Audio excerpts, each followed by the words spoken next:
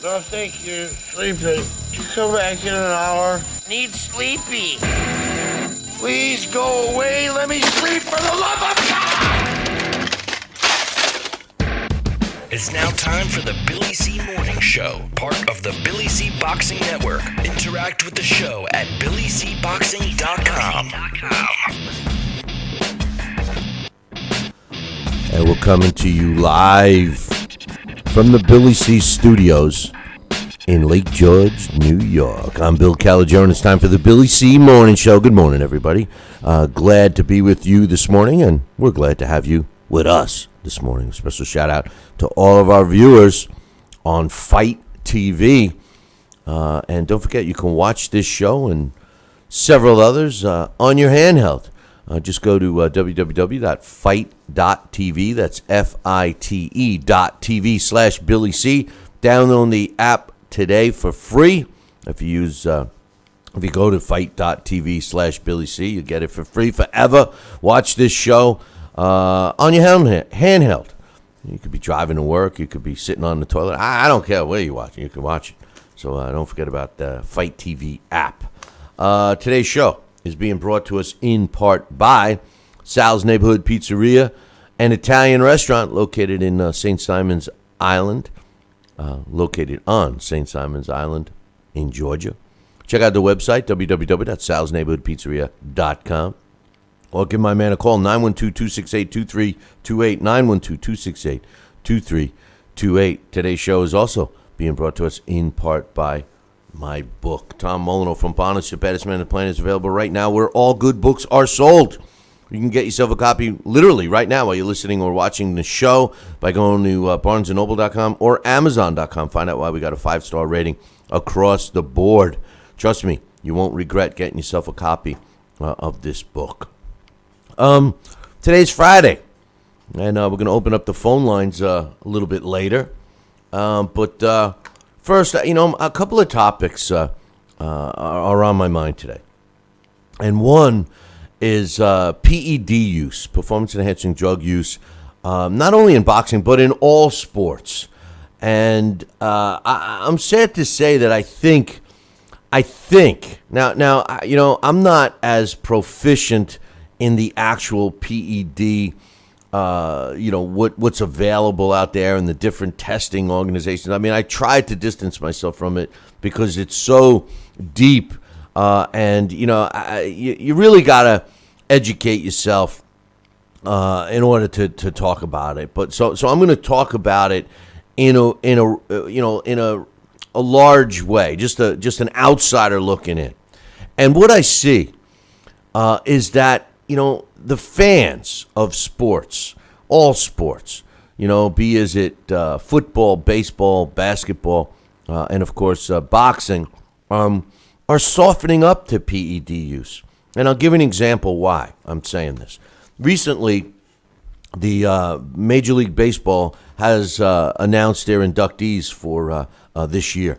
And the three major inductees, the living guys, Timmy Raines, an outfielder, Jeff Bagwell, first baseman, and Pudge Rodriguez, Ivan Pudge Rodriguez, a catcher. At least Bagwell and Rodriguez had always been connected to PED use, and they got in. Now, they weren't, this wasn't the first year on the ballot, but big names of stars in the 80s and early 90s, like Barry Bonds and Roger Clemens and Mark McGwire, Sammy Sosa, those names are all associated with performance-enhancing drug use. And an interesting fact that I came across yesterday in the Wall Street Journal is that specifically Roger Clemens and Barry Bonds, who seem to head the discussion of performance-enhancing drug use, last year, because they've been up for nomination to the Baseball Hall of Fame. Last year, and in order to get into the Baseball Hall of Fame, you got to have 75% of the votes to get you in. And you're on the ballot for 10 years, and then that's it, right? Well, last year, 45.2% of the 75% votes needed to get Roger Clemens in, and 44.3% to get Barry Bonds in. That was last year. This year, 54.1% approved Clemens and 53.8% approved Barry Bonds. Now, with the addition of Rodriguez and Bagwell in the Hall of Fame, and again, both were connected to PED use, it seems if the rise in percentage continues on its course now, that Barry Bonds and Roger Clemens will both be inducted into the Baseball Hall of Fame. My question today is, are PED use starting to get kicked under the carpet? Are we starting to accept it? I don't know. Joining me right now, my main man, Sal Rocky Senecola. What do you think, man? Are we leaning towards performance-enhancing drug use? Well, Bill, good morning. I'm very adamant against it, and I've always made my stance. I just don't think it should be in sports. I think what you could do naturally and what you could do with nutrition and things like that, why not? But, for the performance-enhancing drug use, it's a short-term possible advantage. What I mean by that is because sometimes you're going to have to pay for it later in your life. But, I think whenever you alter what the body's supposed to do naturally, it's doing something internally that it's going to rear its ugly head one day, possibly. But the whole thing is this, too. We would joke and say, hey, well, they should either start a drug league or a natural league, whatever. It's just pathetic. But I think that you're right. I think the benchmark keeps getting lower and lower. And maybe the people that are looking to turn to these enhancement performing drugs or so are softening the blow. But, you look at all the people across the board. You never in the history of sports that I believe, when you would look at baseball players, football players, torn muscles, this happening, that happening. Yes, it's always occurred, but it's happening more and more and more. And a lot of times what happens is people that are using these drugs, and I'm not a doctor, I'm not this and that, but just common sense, I think it'll help your muscle tissue become stronger than your insertion joint tissue, your ligaments, your tendons. So, it's a disproportionate explosion of force and energy that's putting on your body. So you're seeing more stress fractures, you're seeing more muscle pulls, tendon pulls, everything else. That's hurting these athletes and keeping them on the sidelines a little more than usual. And I hope I'm not out of line for saying that, but I think that might be one of the side effects.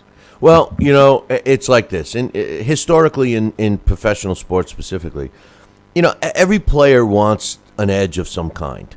Yeah. A cup of coffee. Well, you get the better, you get the better, you get the better equipment. Maybe you invest some money in a better shoe or a better bat in baseball, or maybe you find a nutritional edge or a workout procedure edge. Traditionally, everybody wants an edge, and I think PED use started out as that. Now, unfortunately, like you mentioned, we see that there's long-term effects and what have you. Plus, in boxing, it becomes a danger effect. You're not taking a steroid in baseball. You take a steroid to hit the ball out of the park. In boxing, you're taking a steroid to knock your opponent's head off, So it's a little more serious. But with today's technology, the powers that be just can't keep up with the steroids. These are designer drugs in a sense, because once a steroid is defined and a name is given to it or whatever, and then the powers that be find out about it and they put it on the banned substance list, those guys are in the labs creating another one that's not on the list.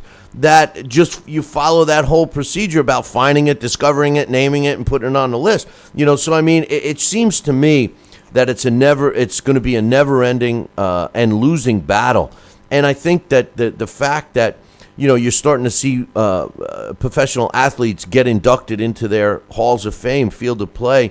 That we're connected with it. To me, it's it's not just a theory. I think it's a percentage. And Barry Bonds and Roger Clemens specifically, those two guys, were always associated with steroid use. And, they're both going to, most people believe that they're both going to get in the Hall of Fame, and I don't know. But anyway, we'd be curious to hear your thoughts. We're going to open up the phone lines here in, I don't know, about 20 minutes or so. So if you have any thoughts on that, get ready. But don't be calling in until we open up the phone line. Another thing I wanted to talk about real quick, that Sal, was this. Badou Jack, official, vacated his WBC super middleweight title because he's moving up to light heavyweight. Wrong move. Exactly. My question today is that a good move or a bad move? First and foremost, I 100% I feel it's a bad move for him. Now, I don't know if this guy is doing this because they already have a deal in place. Maybe he's going after Andre Ward, who is appearing to punk out of a rematch with Kovalev because that's the kind of pussy Andre Ward is. I don't know if there's any big deals in place. Maybe him against Adonis Stevenson or whatever. So putting that aside, based on his performance, number one, I think the sport of boxing should have been treated to a rematch between Jack and James DeGale. I mean, the fight ended in a draw. It wasn't like one side won. Secondly, I don't think that he's making a smart move chin-wise. I think he's susceptible to being stopped. He's been stopped before, and I think he's moving up into a division that is gonna garner some heavier hitters, and I think he's making a mistake. Me personally, I think he's making a mistake. What do you think? Well, I'll concur with you, and maybe I'll eat crow later, but I'll tell you what, I don't see the logic or the reason with his camp. I mean, right now he could be sitting on a great mega payday for a rematch with DeGale and clearly define who it could be a champion and unify that between the belts there. But I think right now that's where they should be concentrating, and that should be part of the management team, part of the promotional team, part of this and that to bring that together. But it's not going to happen because he's moving up to light heavyweight division. I think it's a bad move. I think he does get hit easily, not too easy, but I mean what he will be finding out is these punches that DeGale caught him with and hurt him or put him down with are going to be a little heavier when they come from a legitimate light heavyweight guy who maybe walks around at 200 pounds and comes down to weight and then lands some solid blows. I don't see his success. I don't see his reasoning. So, I don't think it's a good move. But like I said, I hope I eat crow. Yeah, no, I don't see the reason. The natural layup. I mean, if you're playing aboard a chess game and you're using your pawns and everything else on it to win, well, what's a good move for it? Well, maybe I should have a rematch with DeGale and call for big money because it was a great fight, and we'll do it, and we'll get a big purse, and we'll give the fans what they want. Or B, let me go up to the light heavyweight division where I could try and go against some real big names and heavy names and get my ass kicked. So I don't know. Well, it's funny. It's to me, it's blatant.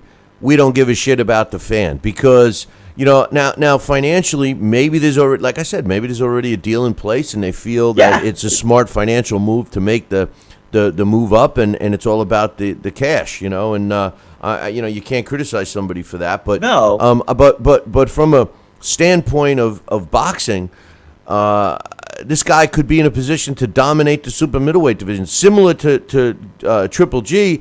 He's staying in the middleweight division. He wants to dominate it before he moves up. He's clearly in that position to dominate the middleweight division now with Triple G. Well, Badou Jack could do the same thing in the super middleweight division. Once you dominate, in the past, that's what fighters did.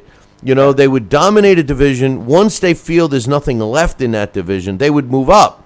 As long as their body can handle it. What seems to be happening in today's sport of boxing is they get a fight, they collect a belt, which is like getting candy on Halloween these days, and then they immediately move up. nobody's dominating a division anymore. No. And he certainly didn't. You can't say that he dominated the super middleweight division. I don't know. But anyway, you mentioned bigger paydays and stuff. They're really serious. Apparently, Duco Events is getting closer and closer to signing Manny Pacquiao against Jeff Horn to take place in Australia. The latest report has Manny Pacquiao making as much as $150 million U.S. To fight Horn in Australia. And I know you and I both were talking about, what's he doing that for? He should be fighting Manny Pacquiao, blah, blah, blah. Hey. Well, now I guess things have changed. He's doing it for? He's doing for $150 million. Exactly. Now things have kind of changed a little bit. Who? Yeah. Now some things have changed a little bit. If Manny Pacquiao can go to Australia and fight Jeff Horn and make 150 big ones, then hey, more power to him. Go for it. Yeah, you can't really can't complain too much about that. Some good news. We got some good news. You ready to hear some good news? Because I want to hear some good news. Boxing is returning to ESPN. ESPN. Are you kidding me? Yeah. Apparently, Apparently, Golden Boy has signed a deal with ESPN and ESPN2 and ESPN Deportes, and they will be doing. It's actually a multi-year deal, a series of fights. The first one begins in March. Apparently, they cut a deal for 18 fight cards beginning in March. They got one in March, April, a couple in April, a couple in May, a couple in June, a couple in July and August and September and October and November and December. So congratulations to Golden Boy. Fantastic. I'm glad. I was concerned, to be honest with you, Sal, about the fights leaving ESPN. I thought that ESPN should have kept the fights, and I'm glad to hear them that they're back. It's a natural. ESPN and boxing is a natural. I made my 2 pro debuts on ESPN. Yeah, well, that's good. That's good. Pro debuts on ESPN? Come on, man. Well, yeah, the first one was a no contest when I got butted by Gary Gamble, busted open 63 stitches. That was your pro debut? That was my pro debut against Gary Gamble at the Sands Casino. I believe it was the September, October of 1982. And I was on the undercard of Alexis Arguello. And that was my pro debut. I was winning the fight. And in the third round, Gary Gamble put his arm around my neck and pulled me in and put his head down like a ram. Busted open my forehead. And I received 63 stitches to close it. Now, at first, they called the fight in favor of Gary Gamble. But then Bob Lee, who was the president of New Jersey Boxing Commission, said later that in Jersey there was a rule in the books that said any fight that is stopped before the end of the third round caused by a butt shall be deemed a no contest. Right, accidental. So that's exactly what happened.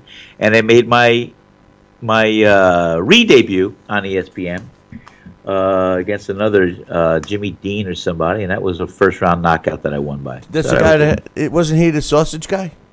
You know what? I think he was. Maybe I got the wrong Jimmy Dean, man. Maybe it wasn't Jimmy Dean. Like, I knocked him right into the sausage business. Yeah, maybe it was Johnny Dean. I don't know. But listen, let's read a couple of emails so we can get some time to open up the phone lines. Right. This first one is from my man Jesse. He says, hey, Billy C., what's your thoughts on Ajit Kabiel against Herv Hubiak? Is this a legit fight? I'm not too familiar with both fighters, but I will tell you this. It does seem like a legit fight, an even fight, and I'll tell you why. The computer ranks KBL at number 50. He's a 24-year-old, 6'3", undefeated heavyweight, 15-0 with 12 knockouts. All his fights have been in Germany, and he goes up against Hubino, who's ranked fairly close to him by the computer at number 62, similar in height. He's 6'4". He too is 24 years old. He's got more fights under his belt, but he does have a loss. He's 26-1 with 12 knockouts, and all of his fights have been in Belgium. So I do think it's a legit fight, at least for those two guys. So yeah, I don't have a problem with it. He says Igbu Ueno versus Dominic Brazil. Is this a step up for Ueno, and will a win over Dominic get him to a level, a better level fighter? I actually think that this fight is a good fight for both fighters. If you recall, Brazil is coming off the loss, and I think it's a critical fight for both. So yeah, he says as far as Chavez against Canelo, Chavez doesn't throw enough punches, and he doesn't have much in them. I do think, and Sal and I have talked about this, I do think that Chavez is limited with his arsenal. He's primarily a body attack guy. I'm not so sure that I would agree that he doesn't have much behind his punches. I don't know. It depends which Chavez Jr. shows up. He's a hard cat to pick, man. You just don't know what he's going to do. He says, how do you see the David Benavidez against Shiral Manajanov? Is this a quality opponent for David? Manajanov is a tough fighter, and I think he's definitely a legitimate opponent. The problem with Manajanov is that he's inconsistent. So depending upon which one shows up would give us a better feel of the matchup with David Benavidez. He says, Billy, can you give us a brief history of boxing, like who invented it and where did it come from? Well, boxing's been around. It's funny. When we had a Billy C. Hall of Fame event several years ago, I had a guy that came in and did a presentation on art and boxing. And you could trace the beginnings of boxing, at least combat like that, all the way back to the Roman times. And the castanets used to fight with, the studded gloves with metal and all exactly. that stuff. And there was actually some drawings in caves where they would show Egyptians fighting with what it looked like when we saw the display, with one hand behind their back, kind of. Wait a minute. No, listen. That's I'm where serious. The term came from. Well, and the other hand with some kind of a glove on it. So it was almost like fencing with your hands. And these were, these were drawings. Yeah, it was fascinating. But for the record, they put the beginning of boxing, at least what we consider modern day in terms of bare knuckle times, in the 1700s. The father of boxing, his name was Jack Broughton, and Broughton was actually had a school of fencing, and he decided to come up with a different form, and they took the sword and off, and it became basically fencing with your hands, until he actually killed someone. And he felt that there had to be some rules put in place. So he developed the Broughton rules, the Broughton boxing rules, in 1743. And those rules actually stayed in place all the way up until the early 1800s, mid-1800s, 1838, when the London prize rules were in place. And now Jack Broughton's rules, the father of boxing, they had three major rules. When a fighter got knocked down, that was the end of a round. So if you stayed on your feet for 6 hours and then got knocked down, there's the end of round one. If you stayed on your feet for 5 seconds, that was the end of round one. So he had basically three rules. The round ended when a fighter hit the ground. There was 30 seconds in between the rounds. You had a 30-second rest period, and you couldn't gouge out each other's eyes. Those were the three rules. And those rules, yeah, they're fair.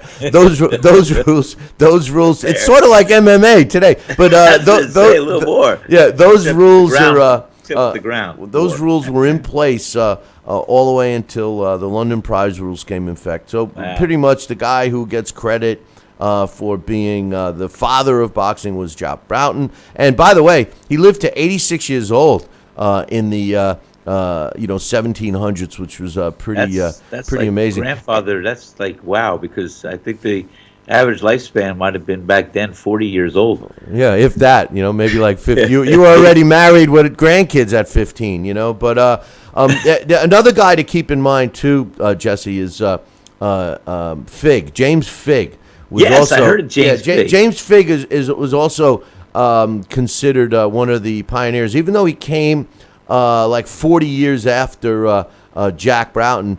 James Figg was credited as being the first heavyweight world champion of England. And, the Broughton didn't really have weight classes, so they started dividing them up in weight classes during Figg's era. So, and great question, because I love talking about the history of boxing. Jesse has another question. He says, as far as the NFL championships, he says, I'm predicting the Falcons over the Packers 30-27, and the Steelers over the New England Patriots 26-22. Listen, and we might as well talk about the championship games right now. I think you're going to be 0 for 2 this weekend. I'm predicting that the two best quarterbacks in the NFL, nothing against Matt Ryan, because Matt Ryan of the Falcons has been having a great season, but I think at the end of the day, we're going to see the Packers against the New England Patriots in the Super Bowl. Just to get you caught up, the NFC Championship game is Sunday at 3 o'clock. It's taking place in Atlanta. The Packers will be visiting the Falcons. A little bit of FYI for you. The Packers finished the regular season 10-6. Their away record, which you have to look at this game as an away record, was 4-4. So that's something to keep in the back of your head. The only thing is that the Packers have rattled off, I think it was 7 or 8 wins in a row, including the playoff win. So they're a hot team. But they are going into this game with several key injuries. So that's FYI. Now the Falcons, they're 11-5 in regular season, and were very hard to beat at home. They were 5-3 at home. Matt Ryan's having MVP quality year. And the offense is just so explosive. I think the difference in this particular game is going to be the defense. I think the Packers' defense will be able to at least control the Falcons' offense a little better than the Falcons' defense can control the Packers' offense. If the Falcons can jump out and put a 2 or 3 touchdown lead on the Packers in this game, it may end up being close. But if this game stays close, and we're going into the fourth quarter, and even if the Packers are only down by a touchdown or even 10 points, that's not enough with Aaron Rodgers. And one thing you got to learn, and I'm sure the Cowboys learned last week, you can't give the ball back to Aaron Rodgers when he's a touchdown or less behind with any time left on the clock. This guy is truly a come-from-behind guy. So I'm picking the Packers in that one. As far as the AFC Championship game, listen, the Steelers are 11-5. They're playing in New England, facing the 14-4 Patriots. The Patriots are 6-2 at home. Steelers are 5-3. Listen, I'm a Jet fan. I'm donning a Jet sweatshirt right now. So, I hate the New England Patriots. I can't stand them. However, I don't dislike the players on the New England Patriots. I dislike the fact that they kick the shit out of the Jets all the time. I respect Tom Brady. He's one of the best ever playing the position. They're filled with talent on the team. But Bill Belichick has this is a great coach. There's no question. He's developed the system, and he picks players that will fall into his system. When I look at the Steelers, no disrespect to the organization, but there's not a player on that team I like. I can't stand Ben Roethlisberger. Anybody that gets away with basically raping somebody in a bathroom, not once but twice, is not a great human being. Yeah. I can't vote for a guy like that. Yeah. I really hope the Patriots, even though I hate the Patriots, I hope the Patriots put a good old-fashioned ass-whooping on the Steelers. It's a very unlikable team for me personally. So I'm picking the Patriots over the Steelers to set up a Packers-Patriots Super Bowl. And if that happens, I will say this. Regardless of who wins the NFC Championship game, I'll be rooting for the NFC this time. So one other thing I wanted to mention about the NFL real quick, speaking of the Jets, it was announced the other day that Mark Gastineau, one of my favorite players, good old number 99, who used to do the sack dance when he was part of the New York Sack Exchange with the Jets in the 80s, was diagnosed recently with a trifecta of terrible diseases, really? Alzheimer's, dementia, and Parkinson's. And, he was doing an interview on a radio station in New York the other day. And he was just talking. You couldn't even understand him. I mean, it's worse than when me and you try to talk to each other, Sal. But it was it's sad.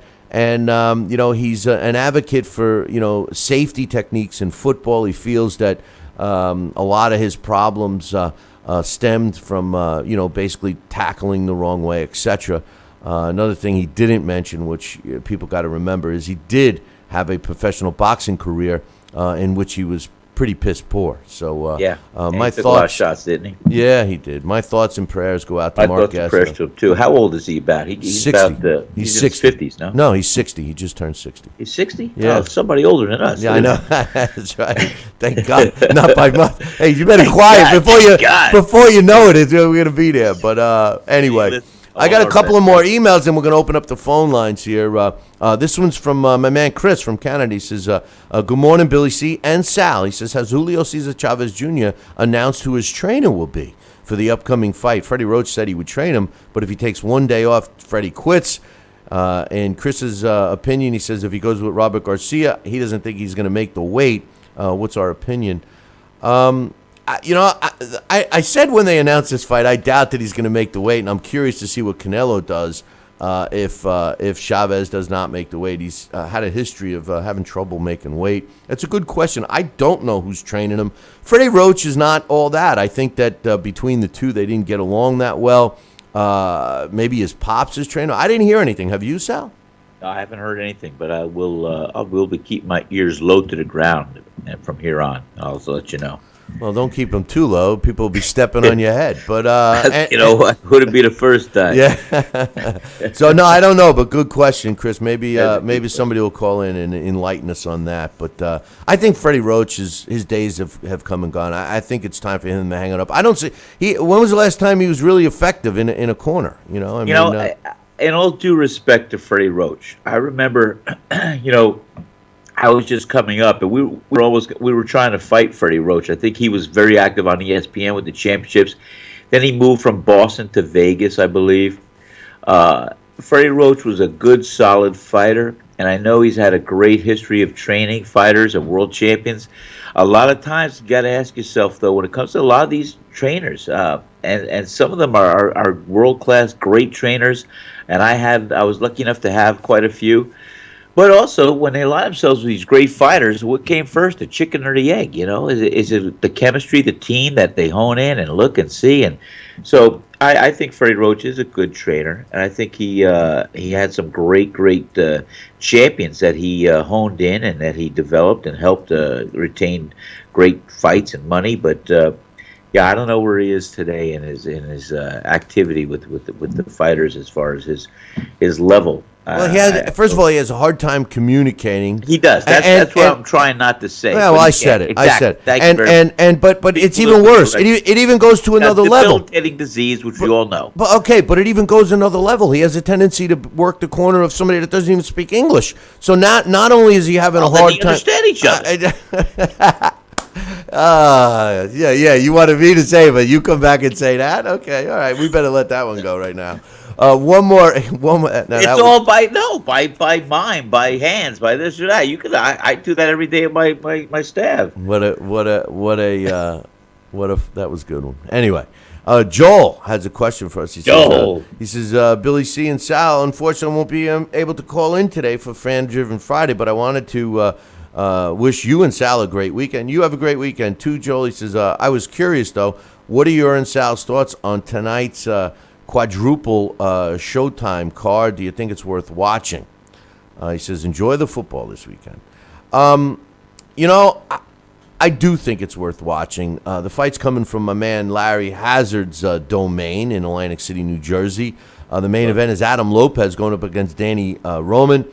This is some kind of an elimination bout for some kind of title. But these are two good fighters fighting each other. One thing I like about this card, now you could look deeper into it than if you want. The card looks great on paper. Now, if you want to evaluate how these fighters got their records that look so good, that's a whole nother story. But on paper, Adam Lopez 16-0 with a draw. going up against Danny Roman, 20 wins, 2 losses, and a draw. That's the main event. I think it's a good fight. Then you have Ronald Ellis against Christopher Brooker, 13-0 with a draw for Ellis and 11-2 for Brooker. This is a super middleweight matchup. Kenneth Sims against Emmanuel Robles. Sims in the junior welterweight fight. Sims is 10-0. Robles is a tough fighter at 15 wins, 1 loss, and 1 draw. So I like it. And then rounding out the card, I think to kick it off is Stephen Young against Olamajan Nazarov. Young is 15-0-3, and Nazarov is 14-3, and this is in super bantamweight division. So in a nutshell, I say yes. It's definitely worthwhile. But hey, listen, we're going to open up the phone lines right now. Give us a call. What's your thoughts on PED use in sports? You think people are starting to accept it? Or what's your thought on Badou Jack moving right to light heavyweight, not giving the fans a rematch with the Gal? Give us a call right now, 845-228-8710. And Sal, Danny Garcia and Keith Thurman are going to be fighting, and it's going to be broadcast on CBS on regular television, which is that's a treat. Pretty good. And I look at this fight and I start thinking about pay-per-views and stuff like that. Do you think pay-per-views? You think boxing, or at least the powers that be, or at least we got to give credit here to Al Heyman and the PBC, because the PBC is the one that's doing this fight March 4th from Brooklyn on regular television, CBS. Do you think that this might be something that will continue, where we get big fights on regular TV? I mean, let's be real. You're not going to get better viewership on a pay-per-view versus a network. And if a potential advertiser or sponsor knows that they're going to be on prime time on a network like CBS, wouldn't they be more inclined to open up the checkbooks? What's your thoughts?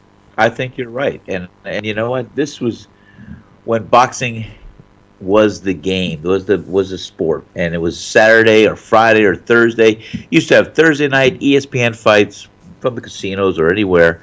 You'd have Saturday, you'd have CBS Sports with Gil Clancy. You'd have Howard Cosell on ABC, Wide World of Sports. This was every Saturday, and you were treated to a world-class world championship bout or elimination or something that was good contendership, whatever it was. And these fights, this caliber fight, coming to a national audience, worldwide audience on national TV, I think could be a real catalyst to getting some fans back. And where they're not paying for it, they're turning on their channel. And wow, what a great welcoming this could be. And maybe it's start. I give Al Heyman some credit. I know you and I have our thoughts and our words about it, but you know what? He did try. If he could sell it, if they could evolve, this is what it should be. And leave the mega fights at pay-per-view. But I think any top fight like this should be televised, and let's see what the audience numbers are. Yeah, well, this is a big fight, and it could have been a big fight. It could have been a very big fight. Yeah, it could have been a pay-per-view, but I'm glad it could have been. Yeah, I'm glad that it's on CBS. So we'll see what happens. I mean, look at the yesteryears. I mean, the first one that went to. These were all televised fights. Every world title fight we saw, until we heard the term for the first time, closed circuit TV. Then you would see Muhammad Ali and Joe Frazier, something else, a mega fight, and that was the evolution of where fights went away from the television. Well, when you get a mega, that I agree. Like once a year you get the mega fight that's a pay-per-view. And then we got off course in boxing, and everything started becoming paper. We did, because everyone wanted to jump on one bandwagon or see this, and everybody warranted a fight. Why it should be this and that, and maybe they did at the time. Maybe it did fill a gap, and maybe it was where they were going to maximize money and exposure and things like that. But like I said, I think for boxing to be big, make America great again. Well, boxing to be great again, I think certain things have to fall into play, and nationally televised boxing matches is a great catalyst to get on that right track. You know, the funny thing is technology's changed. Phone lines are open, 845-228-8710. Technology's changed. You know, Yes, it has. everybody has access to anything now. So maybe network television isn't, as big of a thing as it once was. I mean, I'm sure more people can access CBS than they can Showtime or HBO or even a pay-per-view, but the pay-per-view they're going to have to pay for. But the promoters lean towards pay-per-view because it was easier for them. They were able to make more profit because the people watching it were basically paying for it. On network television, either CBS wrote a check to have it and hopes that they can sell sponsorships for it, or that's really the only other option, So Yeah. it'll be interesting to see. Another thing I wanted to mention real quick is Javante Davis. He's really, really trying to be the next big pay-per-view star. I think they're jumping the gun a little bit with this guy. I really do. I think that he won one big fight in his career against Pedraza last weekend. But I think we got the man, the myth, the legend on the line right now, Sal. Oh, really? Yeah, Max. Is this Max? This is Max, but I'm just Max, not the man. I'm not the man. I'm not the myth or legend. Oh, that's not what I read in the USA Today, man. What's up, How we brother? doing, gentlemen? How you doing today? Doing good, man. It's a shame that you were talking about earlier PEDs and boxing. And baseball Hall of Fame and all that now. And it's like, these guys do steroids or performance-enhancing drugs. They're getting inducted into the Hall of Fame. But our friend, Pete Rose, can't get inducted because of a few small bets that he did. That's a hell of a point, Max. Wow. Well, I'm one that believes that Pete Rose should be in the Hall of Fame, 100%. Bring him in there, man. The thing about Pete Rose, and I've had this discussion with people many, many times. One of the big rules in baseball, and it goes all the way back to the early 1900s with the famous Black Sox scandal. You can't gamble on baseball. When you get into the professional level, whether it be Class A or whatever they call it, Single A, Double A, etc. Those level baseball. They tell you beginning then you can't gamble. You can't gamble. In every locker room. In professional baseball, it says do not gamble on baseball. And I get it. That's the argument against Pete Rose. My argument for Pete Rose has always been, well, it's not like he gambled on his team to lose, especially when he was a manager. It's not like he said, well, I'm putting money on us today to lose, and then he puts the worst pitcher in, puts the worst lineup in, and he was always betting on himself to win. So if you have to put an asterisk next to it, and it's a tough one, because if you make an exception for him, then you might have to make an exception for another player. But the only thing about Pete Rose is that the stats are so. Nobody's ever going to beat Pete Rose's stats, and when you look at these guys, like I was coming up with the statistics earlier that were published in the Wall Street Journal yesterday. The approval rating for the two big names in Roger Clemens and Barry Bonds are going up since they've been eligible for the Hall of Fame. The approval rating's going up, and based on the increase from last year to this year, it's going to be another 2 years, and then they'll have their 75%. So that was my point, Max. Are people starting to soften up with PED use? It certainly is. It's like it's saying, hey, it's okay to go out and do this and do that. Well, the benchmark again is lowered. Yeah, it's a shame. It's getting to that point right there. Yeah, well, it's not about playing the game as the best you can, but you got to go out and take a supplement that'll make you improve your game so much better. But playing devil's advocate, you could say, okay, well, throughout the history of professional sports, or even better yet, throughout the history of competitive sports, every athlete has tried to gain an edge of some kind. in the sport of boxing, the guys that found ways of chopping wood better or running or, back in the day, James Jeffries used to go hunting, mountain climbing, and to get himself mentally and physically prepared for fights. He felt that was an edge, whether it was or not. Who knows? It certainly helped him. As time went on, maybe players used better equipment. Found different nutritional advantages. So they're always trying to find an advantage. And in today's world of technology, a supplement or a performance-enhancing drug to them in their mind is an edge. Should we say, go ahead, knock yourselves out? That's where I think it's going. Yeah, I honestly think it should just say no. Let's don't do that. Let's get back to the old ways of playing the sport and doing the sport. Back when it was just pure hard training. It's getting up a little extra earlier in the morning to do, the physical standards that you need to do to make yourself a little bit better. Not, take this or do some computer enhancing or injecting this into your body. No, don't get me wrong. I agree with you. But the problem is it's virtually become impossible to police. When they and like Sal and I were talking about earlier, you come up, they define what a performance enhancing drug is. It has a name, and then they put it on. You're not allowed to use this list, right? And then they just mix up another one that's not on the list, and it's not illegal. So it's a losing battle. It's like trying to stop the leaking dike with your finger. It's just and I don't mean a leaking dike that's a female. I know you mean. Hey. I'm talking about a dam. I'm talking about a dam. You said it. My head went there, and I said, nah, he's not going to go there. You went there. Anyway, that's humorous. It was what Max was thinking. That's it was his fault.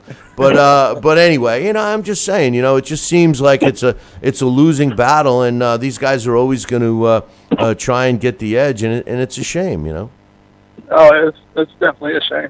Hey, maybe they'll make there's one PED that's legal. Maybe they'll make that illegal. I don't know. That's Viagra. That's a performance enhancing drug. Yeah, it is. Yeah, it is. But if they start giving that out to baseball and football players, they'll have a couple extra bats in their hands. But anyway, I won't get off topic, but we can go there one other day. I'll tell you some stories. Well, the argument. Well, isn't that what Sal does, Max? Somebody comes in. Hey, I ordered my pizza, and Sal says, "Yeah, here's the pizza." And here's the pepperoni, But anyway, I don't know where you're going with this one, Bill. Max, football this weekend, NFC, AFC championship games. What's your thoughts? Who's going to win in the NFC matchup, Packers or the Atlanta Falcons that are close to you guys? I'm staying with my home team, the Atlanta Falcons. Wait a minute. Last week when you came on, or whenever the last time you're talking about your team being the Giants, man. Did you jump ship? Now all of a sudden it's Atlanta. Whoa!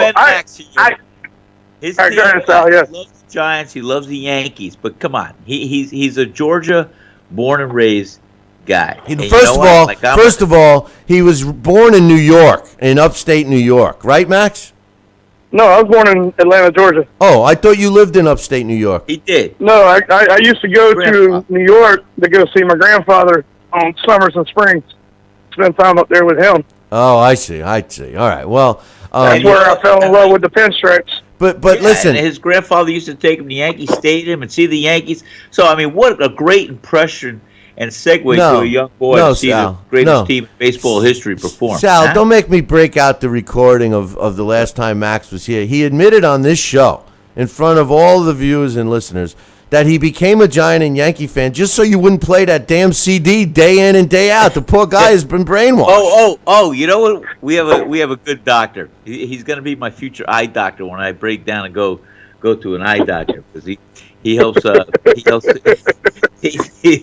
Dr. Comer and Dr. Comer. It's so funny. He sits at the bar with his family, with his wife every week, and he'll see me squinting, looking at if I get a text from Kayla or something. I'm squinting on the phone. I'm like, what is? He says, Sal, I can fix that. Sal, I can help you. I'm like, oh my God, I'm still on my onesies with the reading glasses. But he's funny, and I don't know where I was going with this one, but Well, we know, he's a good man. well, we know, Max, you're going with the Falcons. What about in the AFC? AFC is. I'm not really a big Patriots fan. I do like Tom Brady and Belichick a lot. I would love to see Pittsburgh step up and take it, but I got a strong feeling that New England is going to win this game. Yeah, I'm agreeing with you, Max. Yeah. So hey, Max, man, I'm looking forward to coming down. We're going to do a golf tournament in Georgia. You going to be part of this or what? Yeah, I'll come out and drive the golf cart and drink some beer with you guys. Whoa, I don't wait know a about minute. swinging the golf club too much. Time out. That was my job. I already admitted that. I'm not that great. They were making fun of me in the chat room that I was going to say 400. But we're definitely going to do that, man. We'll be in St. Simon's hopefully in August playing. We're going to try and orchestrate that, Max. We're going to bring them down, stay either at the Sea Palms or the King and Prince, and we're going to get maybe the second week in August for a good week, and we'll do some live shows from the pizzeria and the restaurant in the morning, and we'll have a great time. We'll have some people, fans coming down here with us, and maybe we'll bring some celebrities. I'll see if I can get Bobby Ches or Vinny Pazienza down here. I'll give them a call. It'd be cool to have them both down, yeah. Yeah, It'll be a nice little road show right there. And Do everybody they get can see along now? the good times. I tell you, guy, maybe we shouldn't have come down. We're not going to say that. What, Michael Mora? No, Michael Mora. The last time Michael Mora was in my restaurant, I love Michael Mora. I love him. Yeah, But he's a great guy. he almost got in a fist fight with one of our dear customers, and one of our dear customers, who's a very popular guy, didn't back down from him either. But we're not going to go there. So listen. Put it this way: Michael Mora was. All I'm saying is he had a couple of beers. He came to the pizzeria, and Ray's bigger than life. Ray and I have a couple things in common. We're both in the military and in the army, and Ray kept he had his belts with him. I felt bad because the damn jewels kept falling out of the belts, and we had to glue them back in. Okay. Yeah, well, that was a little funny right there. They all like every time he'd raise the belt up over his head, another jewel would fall out, and we'd have to pick that up. Yeah, well, that's he because actually put a piece of chewing gum between the stone and leather. Not really. All I could say about those guys is, when you do the events, maybe just stay away from the brewskis, But I'll tell you, we had a blast. These guys were fun. Maybe I'll reach out to Ray Mercer and Michael Moore. We'll get them down here too. Yeah, that'd be fun. That'd be fun. That'll add some entertainment to it. But anyway, hey Max, thanks for calling in, brother. Well, good luck with the games, and we'll be talking to you maybe next week. All right, buddy. We'll see y'all next week. All right, brother. Max, I'll see you in a little while, my friend. I'll see you in a little while, buddy. See ya. Take care. Ciao. Good job. All right, bye. He's going for Atlanta. I guess he can't go against the Falcons, huh? I mean, I wouldn't mind seeing the Falcons in there, but anyway. Just before my man Max called, we were talking about Javante Davis, really taking a next step and claims that, he wants to be the next big pay-per-view star following in his mentor, Floyd Mayweather's footsteps.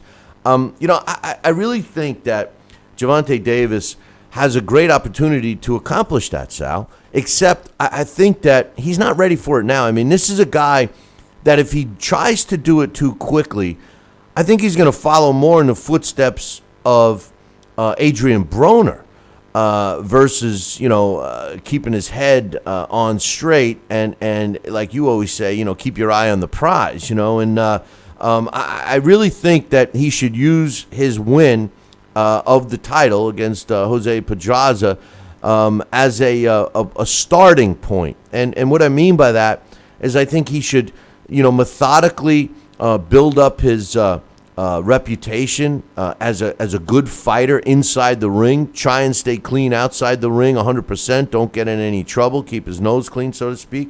And, things will fall in place. If he immediately starts talking like he is, I'm the next giant star, I'm this, I'm that, when you start believing your own press clippings, you end up like Adrian Broner, who's, I think Adrian Broner's fight coming up, I think it's a joke. I think Adrian Broner has become a joke, and I don't want to see Davis follow in those footsteps. What do you think? No, I think you're right.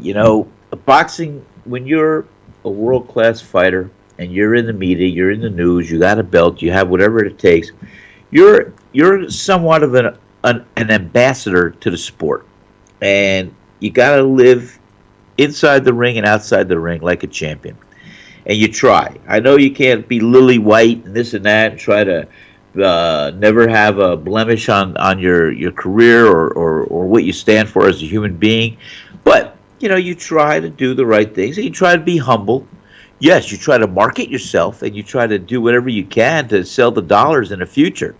But I think letting other people work with you or talk with and for you and doing the seeds that you can to plant to get your name out there in a positive way is good. And being a little bragging or so where you can, but not to the extent where you're turning off people and everything else. You got to have balance, and you got to conduct yourself as a champion inside and outside the ring. You got to be a role model.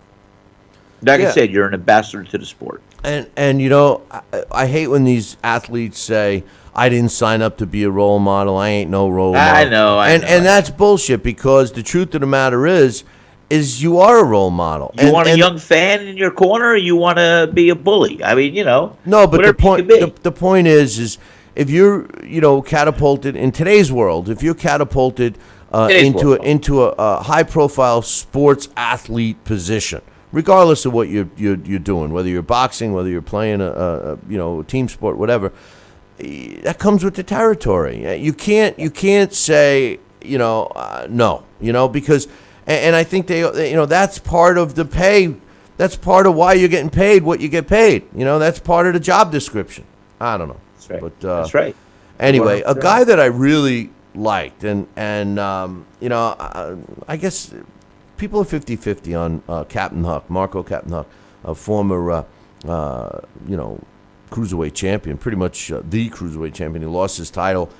He's scheduled to fight for an interim title. Now, everybody's critical of the WBA, with their interim titles and all their belts, super belts, and all this shit.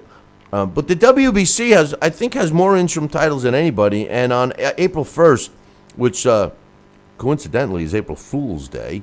No way. Come on. Yeah. Marco Huck, who the WBC has ranked number 2, is going up against Marius Briedis, who's the WBC has as number 1 for the WBC's interim World Cruiserweight title. So we'll see what happens with that. The champion of the WBC happens to be Tony Bellew, who's fighting March 4th against the biggest fraud in boxing in my opinion, aside from Deontay Wilder, is David Haye. And David Haye is fighting Tony Bellew. I wonder why they didn't make Bellew give up his belt to fight David Haye. I mean, usually the WBC does that, but what's your thoughts? Yeah, I think so. I think it's David Haye. We've seen him, and I don't know, WBC and these rulings. It's the same old. Yeah,